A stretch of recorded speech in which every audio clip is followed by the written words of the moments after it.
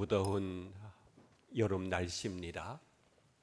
또한 휴가의 계절이기도 하죠. 어디론가 멀리 떠나고 싶습니다. 오랫동안 노동에 지쳐 있다가 갖는 휴식은 몸과 마음을 재충전할 수 있는 달콤한 시간입니다. 가장 힘든 것 두 가지가 있습니다. 하나는 할 일 없이 노는 것입니다. 노는 것도 하루 이틀이지 몇 달이 지나게 되면 쉬는 것도 지겹습니다. 이런 사람에게는 일하는 것이 휴식입니다. 월급은 적게 줘도 좋으니 제발 일 좀 시켜달라고 말합니다. 노는 사람에게는 노동이 휴식입니다.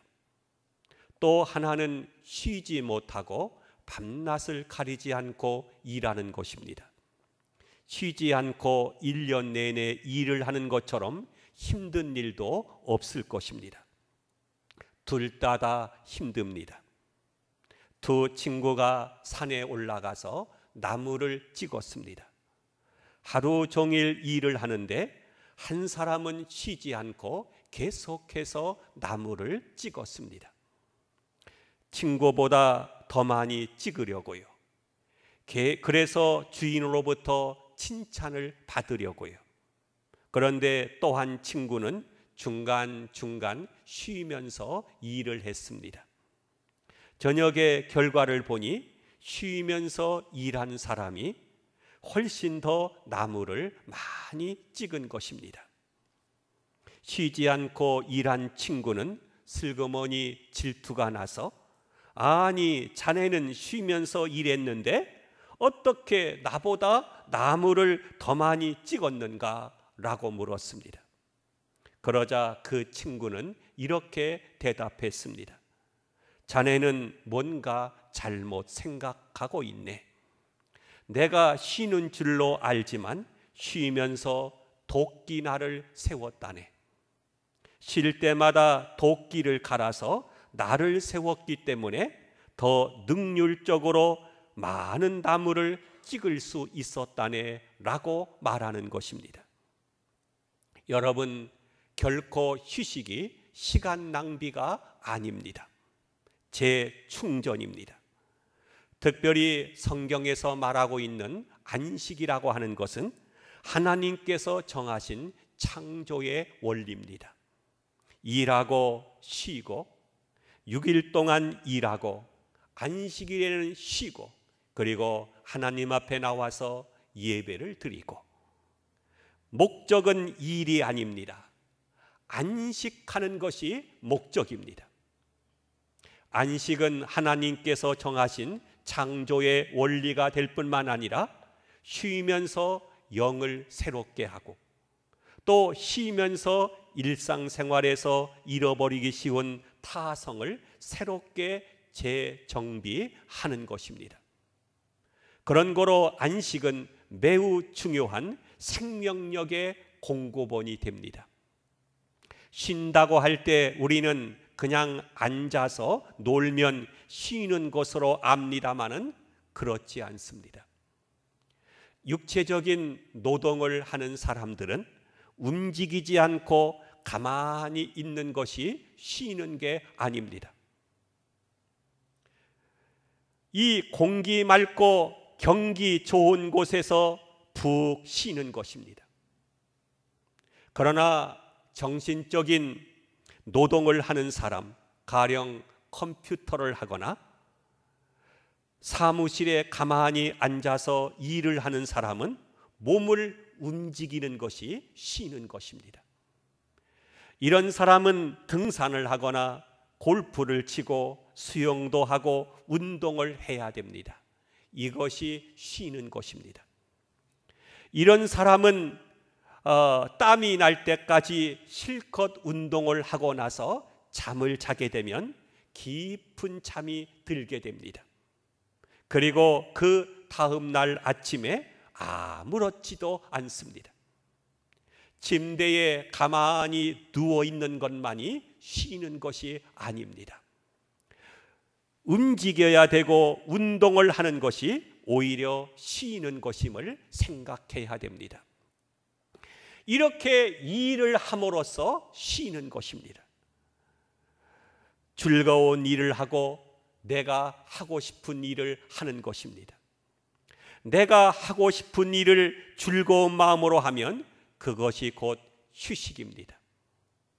특별히 예수님의 말씀을 보면 선한 일을 하는 것이 쉬는 것입니다.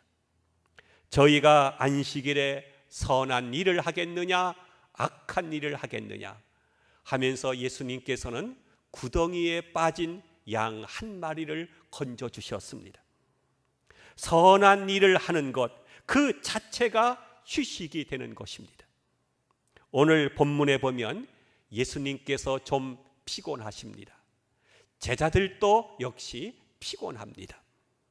모름지기 목도 마르고 갈증도 나고 배도 고프고 시장도 했습니다.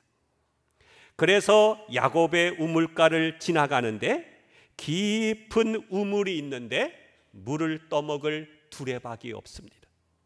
그래서 제자들이 주님 여기 잠깐만 앉아 계십시오 하면서 하고는 예수님 혼자 우물가에 앉아 계시게 하시고 수가성이라고 하는 한 오리쯤 가야 있는 동네에 음식을 구하러 갔습니다. 그래서 우물가에는 예수님이 혼자 계시는 바로 그러한 상황입니다. 그런데 제자들이 음식을 준비하여 가지고 돌아왔습니다. 와서 예수님 잡수십시오 했더니 예수님 하시는 말씀이 내게는 너희들이 알지 못하는 먹을 양식이 있다 이렇게 말씀을 하십니다. 벌써 예수님께서는 피곤한 기색이 다 사라지셨습니다. 배고픈 것 같지도 않으셨습니다. 목이 마른 것 같지도 않으셨습니다. 완전히 기분 전환이 되신 것입니다. 아주 생기가 넘치십니다. 그래서 제자들은 우리가 먹을 것을 구하러 가는 사이에 누가 잡수실 것을 예수님에게 갖다 드렸는가 보다 이렇게 생각했습니다. 그러나 예수님께서는요 아무 음식도 잡수시지 않았습니다. 그런데 예수님께서는 지금 배고프지 않습니다. 목마르지도 않으십니다. 피곤하지도 않으십니다. 아주 완전하게 휴식을 취하셨습니다. 오늘은 휴가철을 맞아서 예수님의 휴식은 어떠한 휴식인가 하는 것을 잠깐 생각해 보고자 합니다. 먼저 예수님은 아주 고독하고 불쌍한 여자를 만나셨습니다. 그리고 그 여자와 함께 이야기를 하셨습니다.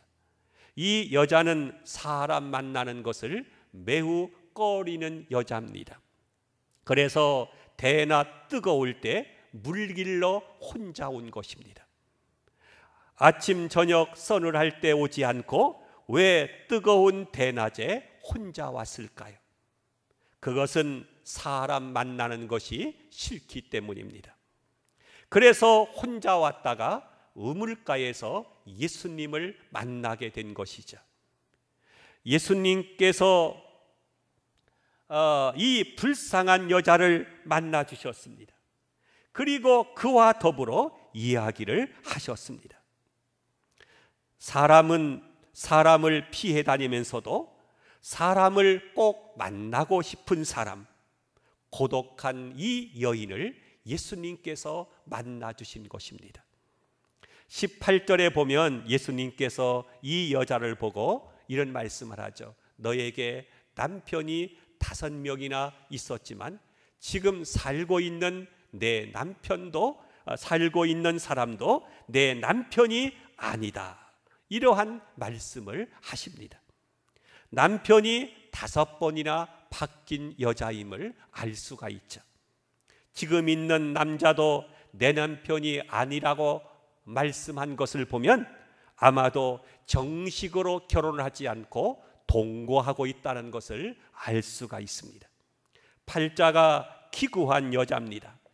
예수님께서 이 불쌍한 여자를 만나 주신 것입니다. 그러나 예수님은 이 여인과 이야기를 하심으로써 휴식을 얻으셨습니다. 여러분은 어떤 사람을 만나서 이야기를 함으로써 휴식을 얻은 적이 있습니까? 기분 좋은 대화를 하게 되면 피곤이 사라지죠. 생기가 솟습니다. 그러나 서로 말이 통하지 않는 사람과 이야기를 하게 되면 스트레스가 쌓여서 피곤이 더 가중되는 것을 보게 됩니다. 어느 날 이 딸을 보고 아버지가 물었습니다. 너희들 시집 가면 엄마 아빠는 나이가 들어서 어디 가서 살지? 라고 했더니 큰딸이 아빠 걱정하지 마세요. 자기가 모시고 살겠다고 하는 것입니다. 또 옆에 있던 작은 딸도 엄마 아빠의 노후는 제가 책임진다고 말하는 것입니다. 부모야 지네들 시집가서 행복하게 사는 것 외에는 무엇을 바라겠습니까마는 빈말이라도 아버지는 기분이 좋았습니다. 이런 저런 이야기를 주고받다 보면 피곤이 사라지는 경우가 있죠. 마음과 마음을 트고 만난다고 하는 것, 이 얼마나 유쾌하고 행복한 시간입니까? 먹는 것, 자는 것보다도 더 중요한 것입니다. 휴식이 되는 것이죠. 예수님은 한 영혼을 구원하시고 매우 기뻐하셨습니다. 이 여자가 예수님을 만나면서 자기의 허물과 남편이 5명이나 있다는 과거를 다 아시는 주님을 보고 이분이 바로 선지하다, 메시아다 깨닫게 되자 물동이를 버려두고 동네에 들어가서 사람들에게 나는 내가 예수 그리스도를 만났다고 전도를 하게 됩니다. 예수님이 한 영혼을 구원하셨습니다. 한 영혼을 자유케 하신 것이죠. 예수님은 이것을 보시고 너무나 기뻐하신 것입니다. 그래서 피곤도 다 잊으신 것입니다. 배고픈 것도 다 잊으셨습니다. 예수님은 벌써 다 휴식을 얻으신 것입니다. 스티브 보돌프라고 하는 분이 쓴 아이에게 행복을 주는 비결이라고 하는 작은 책이 있습니다. 이 책을 보게 되면 왜 어른들은 행복하지 못한가 하는 것에 대해서 이야기를 합니다. 같은 처지에 살면서도 아이들은 행복한데 왜 어른들은 행복하지 못할까 하는 것입니다. 이유는 그 첫째가 과거에 대한 후회입니다. 아이들에게는 얼마 살지 않아서 과거가 없지 않습니까? 그러니까 그대로 행복한데 어른들은 무엇을 대하든지 과거에 대한 후회가 따라오게 됩니다. 그때 그러지 말았어야 하는 건데, 정말 그건 역사적인 실수였다. 내 운명을 바꿔놓는 실수였다. 이러한 생각을 하게 될 때 오늘 현재의 소중한 즐거움과 행복을 잃어버리게 된다는 것입니다. 또 한 가지는 오래된 죄책감 때문입니다. 회개하고 죄사함 받고 다 날려보내야 되는 것인데 아직도 그 죄책감을 잊지 못하고 계속하여 나를 괴롭히는 것입니다. 이 죄책감, 이 어두운 마음 때문에 미래가 보이지 않는 것입니다. 또한 해묵은 원망, 오래된 원망 때문에 행복하지 못합니다. 누구를 원망하고 부모를 원망하고 끝내 가서는 하나님까지 원망합니다. 이스라엘 백성들이 그러지 않았습니까? 광야 생활이 힘들다고 원망하고 지도자 모세를 원망하고 또 더 나아가서는 하나님까지 원망하면서 애굽으로 다시 돌아가자고 말하는 것을 보게 됩니다. 아주 해묵은 이 원망이 아직도 우리 안에 도사리고 있습니다. 그래서 마음이 하루도 편할 날이 없는 것입니다. 그에게는 휴식이 없습니다. 이 세 가지가 떠나갈 때, 이 세 가지를 날려보낼 때 비로소 휴식이 되는 것입니다. 오늘 본문의 이 여자는 예수님을 만나면서 과거에 대한 후회, 오래된 죄책감, 해묵은 원망을 다 날려보냈습니다. 자유해졌습니다. 그래서 부끄러운 줄 모르게 된 것입니다. 그래서 동네에 들어가서 전도를 합니다. 내가 그리스도를 만났다고, 내가 만난 사람이 메시아라고.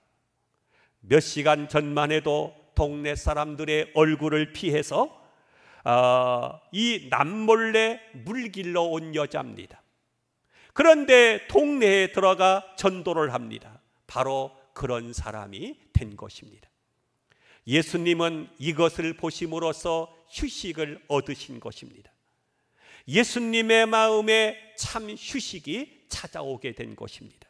나로 인해서 행복해진 사람을 보며 함께 행복을 누리는 것보다도 더 즐거운 일은 없을 것입니다.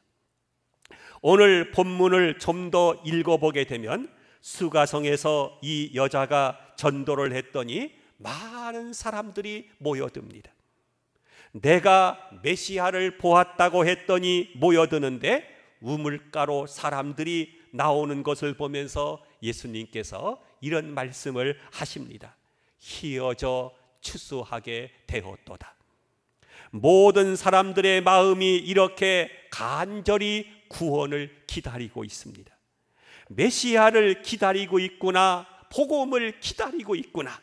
온 동네 사람들이 예수님께 나오는 것을 보고 말씀하십니다. 추수할 때가 되었도다. 지금 예수님께서 수가성 여인을 통하여 동네 사람들의 많은 영혼들을 추수하고 계십니다. 그래서 예수님의 마음에 큰 기쁨과 벅찬 이 마음이 가득합니다. 피곤이 사라지셨습니다. 배고픔이 없습니다. 목마름도 없습니다. 이 얼마나 놀라운 이야기입니까? 찰스 핸디라고 하는 분이 홀로 천천히 자유롭게 라고 하는 책을 썼습니다. 여기서 그는 이렇게 삶의 지혜를 말해줍니다. 1등이 되려고 하지 말고 좋아하는 길을, 좋아하는 일을 하라. 우리는 1등이라고 하는 곳에 마음을 두었다가 망가졌습니다. 1등이든 3등이든 꼴찌든 묻지 마십시오. 내가 좋아하는 일을 하면 바로 그것이 행복한 것이고 건강한 것입니다. 모방은 하지 말고 남과도 비교하지 말라. 하나님께서 내게 주신 은사가 각각 다른 것입니다. 남은 크고 나는 작게 보입니까? 비교하지 마십시오. 남은 부자처럼 보이고 나는 가난하게 보입니까? 비교할 것 없습니다. 내게 있는 바를 족한 줄로 알아야 됩니다. 많이 가졌다고 해서 반드시 행복한 것은 아니기 때문입니다. 또 천천히 자기만의 일을 하라. 좀 더 천천히. 그럴 때 오늘 또 안식을 즐기면서 살 수가 있는 것입니다. 어느 분은 방학이 되면 스리랑카나 미얀마나 중국으로 선교를 떠납니다. 뜻이 있는 사람들이 모여서 함께 갑니다. 어느 분은 의료 봉사를 갑니다. 교회에서 그들에게 여비를 주는 것이 아닙니다. 자비량으로 갑니다. 어느 분은 직장에서 몽골에 가서 의료 선교를 다녀왔다고 말합니다. 1년에 한 번밖에 없는 그 소중한 휴가, 금쪽 같은 휴가를 거기에 바쳐버리는 것입니다. 어느 분이 아프리카에 갔더니 일생 동안 한 번도 목욕을 하지 않고 사는 사람이 있다고 합니다. 평생 동안 이를 한 번도 닦아본 일이 없는 사람도 있습니다. 그러니 얼마나 냄새가 심하게 나겠습니까? 역겨운 냄새가 나는데 목구멍에서 막 구역질이 올라옵니다. 이런 사람을 앞에 놓고 정성을 다해서 해가 지도록 치료를 합니다. 이렇게 며칠 동안 치료하고 돌아온 분의 이야기는 이렇습니다. 이때가 제일 행복했습니다. 자기는 이러한 휴가가 제일이라고 말합니다. 의사된 보람을 여기서 느낀다고 합니다. 가장 큰 휴가, 가장 보람된 일을 하고 나서 생기가 넘친다는 것입니다. 그래서 돈을 모아가지고 휴가를 매년마다 이런 식으로 떠납니다. 참으로 존경스러운 이야기가 아닐 수가 없는 것입니다. 교회학교 여름 성경학교가 시작되었습니다. 어느 선생님은 휴가를 내어서 아이들과 함께 헌신합니다. 이 소중한 휴가를 아이들과 함께 보내는 것입니다. 의무가 아니라 믿음으로 행하는 것입니다. 참으로 고맙고 감사한 일이 아닐 수가 없습니다. 휴식, 힘의 재충전, 그것이 어디에 있는가를 우리는 다시 한번 생각해 보아야 합니다. 사랑하는 성도 여러분, 금년 여름 휴가를 어디서 어떻게 보내시려고 하십니까? 우리도 예수님의 방법, 예수님의 휴가 스타일을 한번 바꿔볼 생각은 없으십니까? 내 일생 가운데서 가장 행복했던, 가장 의미 있었던 휴가로 우리의 삶의 의미를 승화시켜 나갔으면 좋겠습니다.